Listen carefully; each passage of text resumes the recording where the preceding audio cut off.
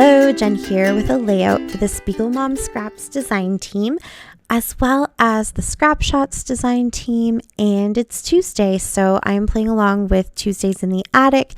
That is Jackie from JQ Crafty's series that she started, and we are working on getting through all of the Freaky Fast formulas from the scrap room. So Jackie went back to the very beginning of those formulas, wrote them all down, made a big list, and every week we just pick the next one on the list and go ahead and use that to create a layout. So it's lots of fun. If you haven't ever checked out the formulas before, they're definitely worth checking out. They're kind of just a different inspiration starting off point, I guess you could say, sort of like maybe using a sketch or a scrap lift, a recipe, those types of things. Essentially, they are a list of measurements. And so the idea is to take a 12 by 12 background or whatever size background you're using, depending on the size of the layout you're creating. But you're going to take your background and then you're going to take some coordinating papers.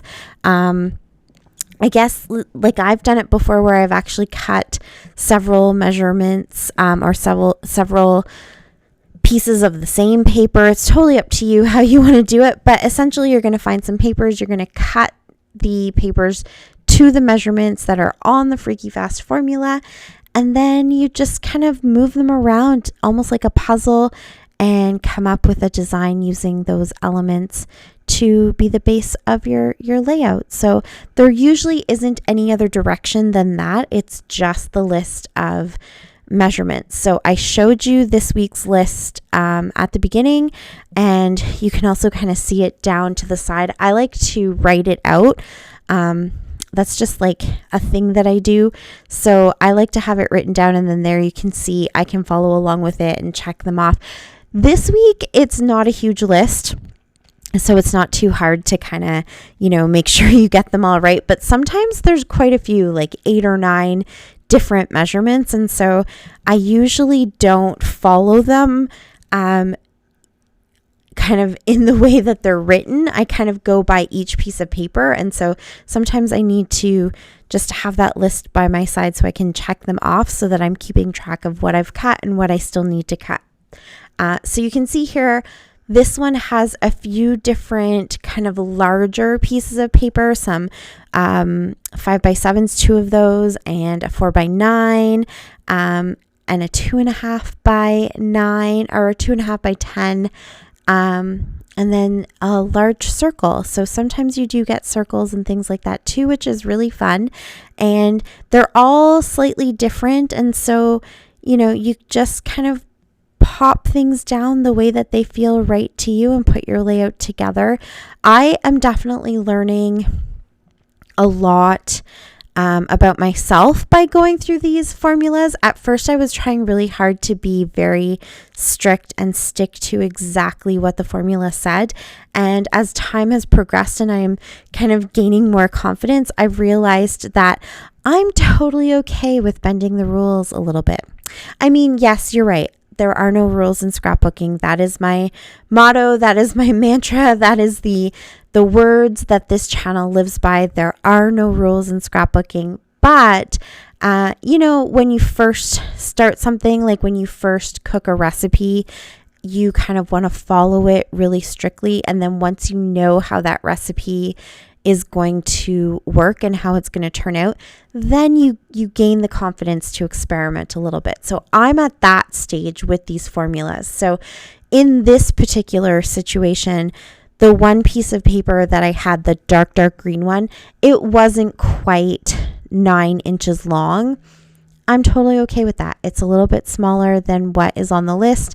That's okay. The other thing that I've done a few times now, kind of as a cheat, is if I really like a branding strip, I kind of use that in my cut. So you can see that one piece of paper that's now up at the very top, the one I'm touching right now. It is kind of like 2 patterns in one because I kept the branding strip there and then just kind of overcut it to make it the 2.5 inches wide. So there are things you can do to kind of, take this in your own direction. So don't fret too much. Don't worry too much about it. It really is just that jumping off point to get you started, to kind of get you thinking about the design and how you might want your layout to look. And if you are in a rut, if you're really struggling and you just need a cure for that blank page syndrome, these are really, really fun because they don't really give you any direction other than cut your papers to these sizes and then have fun. So yeah, it's great. And you can play along with the current ones if you go and visit the scrap room. They're a monthly challenge there now, so you can definitely hop in and do that. Or you can kind of follow Jackie and I with our little journey that we're going on and work backwards towards the current ones. That's really fun too. Here's another way I kind of cheat. So I took that green piece and I've cut it in half now because I wanted to put some green up at the top. And so once you have those measurements cut, you can definitely manipulate them in the ways that you need to. I have cut mine into triangles and done all that kind of stuff. So it really truly is just that jumping off point. And then what you want to do with it from there is totally up to you. So I am working with the color swatch collection from 49 and Market. This is the peach collection. That is from Shotz. You can check out my unboxing. I have a giant unboxing on my channel right before this video that is sharing all of the design team stuff that I just received. So the brand new Sequins mixes, there was the surprise January mix and the February mixes for Spiegel Mom Scraps. I'm going to be using one of those in this layout. And then all of my goodies that I got from Shotz, mostly 49 and Market stuff, like this peach collection.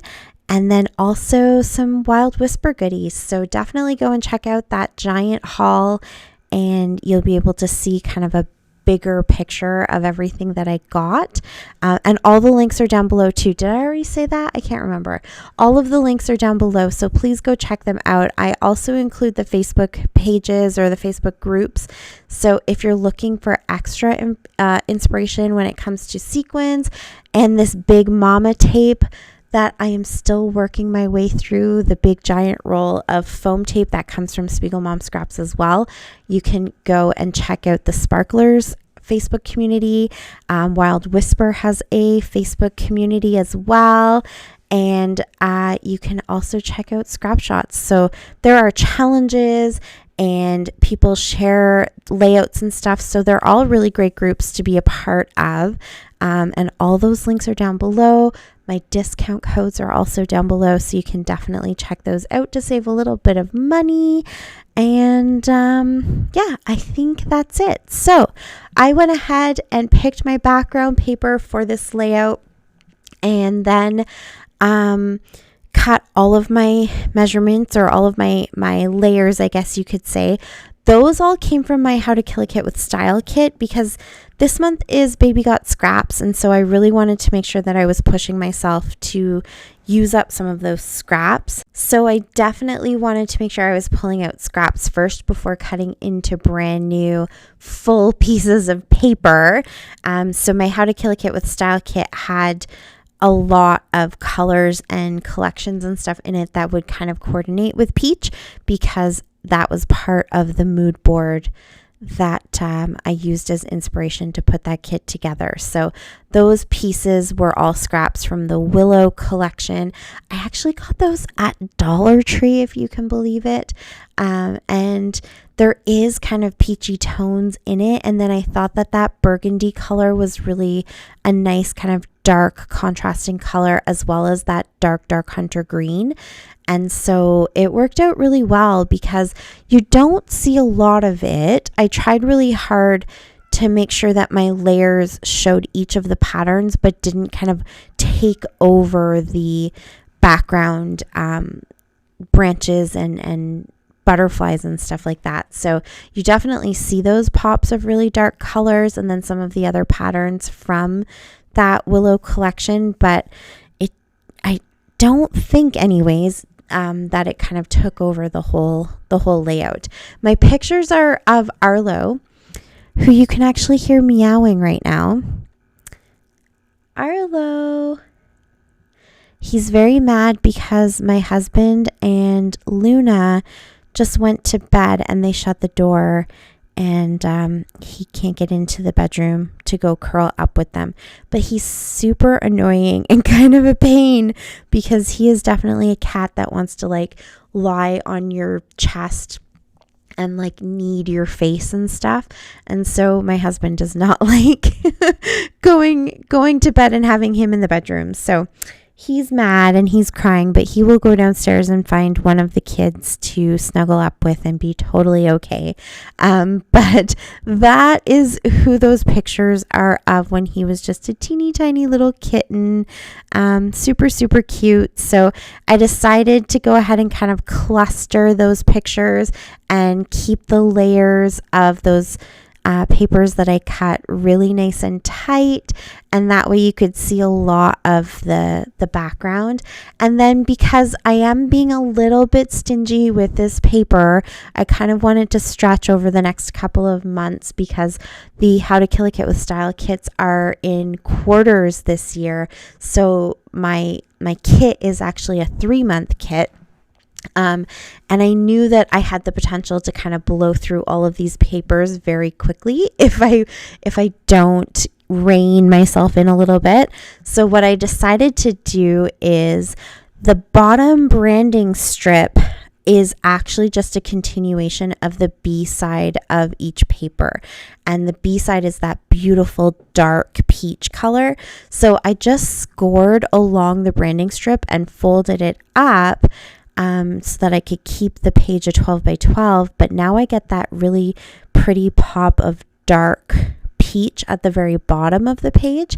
And then I tore that top edge of the page again because I wanted to get some more of that peach and kind of give the feeling of a border. So I went ahead and did that, and then to kind of cover up the fact that there's torn edges there, the dark green